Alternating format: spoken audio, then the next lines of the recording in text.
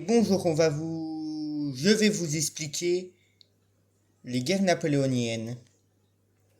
L'armée rose ou orange, ça dépend comment vous le voyez, sont l'armée russe.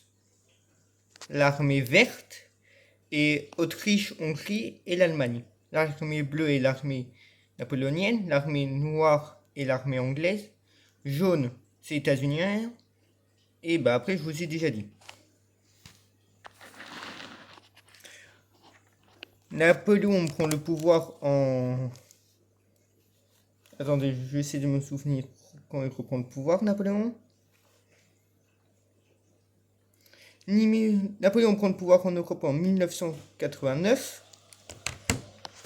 Et il s'amuse bien en Europe pour l'instant. Il a renversé les Français, les rois français, malheureusement. Les Anglais voient d'un très mal vu qu'est-ce que la France a fait. Les Anglais sortent de la Révolution avec les États-Unis. Ils veulent déclarer la guerre à la France aussi. La France fixe leurs seuls soldats, vu qu'ils sont pas assez nombreux, dans les États-Unis et vend la Louisiane aux États-Unis.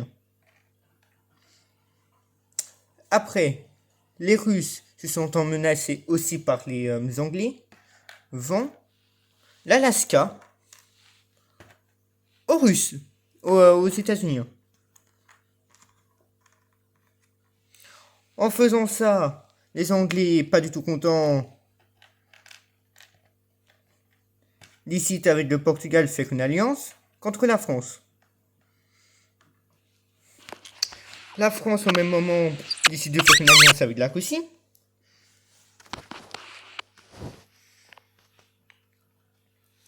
Et la France annexe l'Espagne et le Portugal. Déjà, même là, l'Angleterre était pas du tout content. La première coalition est créée. La France annexe le Luxembourg, Pays-Bas et la Belgique. Encore, la Russie commence à voir la France comme du mal. La France annexe l'Italie.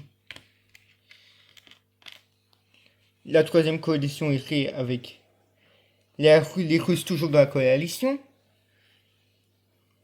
Une guerre éclate entre l'Allemagne et la France. Les Allemands la perdent assez facilement. Très facilement même.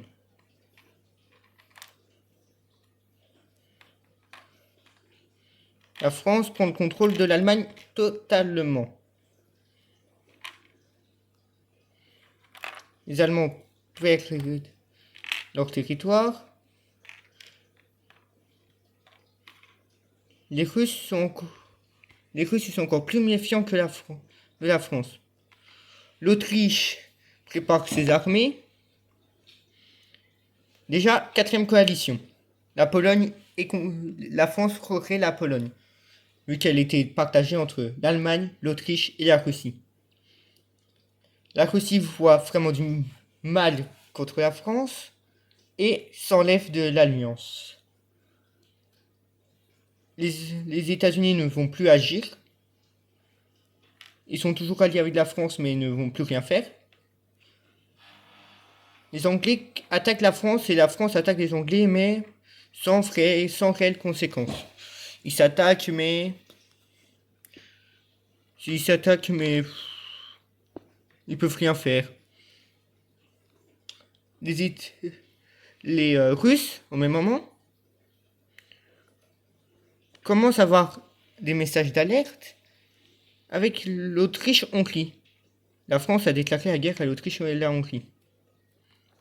Napoléon, très content.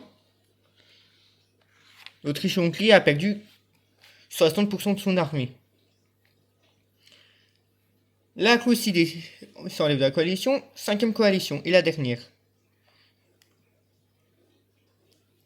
Napoléon, vu qu'il n'était pas content, veut y annexer les Russes, mais les Russes n'arrivent pas à continuer la France, perdent beaucoup de leur armée.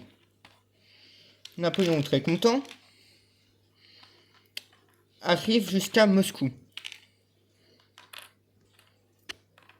Avec beaucoup de fierté. Les Russes ont laissé Moscou. Les Français à Moscou se font défoncer par les canons,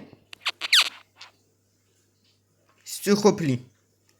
Les Russes au même moment envoient beaucoup de cavalerie pour les pourchasser.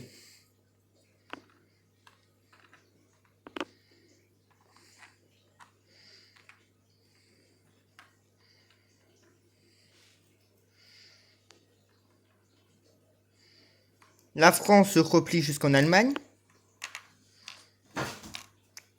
et les Russes libèrent les Allemands. Les Anglais continuent toujours leur guerre contre les Français, mais là, ça n'a jamais bien fait. Les Allemands sont corés, les Russes continuent leur avancée, bien sûr, ils n'allaient pas l'abandonner. L'Espagne et le Portugal font des révolutions, mais toujours qui n'a pas marché. Waterloo. Les Autrichiens reculent aussi. Les Autrichiens avancent, perdant aussi de l'armée, pas que les Français. L'Italie a été reprise. Waterloo, Napoléon se fait capturer. Et fin du premier régime napoléonien.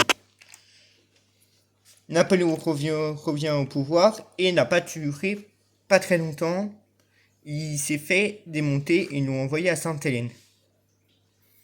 Là, Napoléon a fait trop de malin en attaquant les Russes. Fin.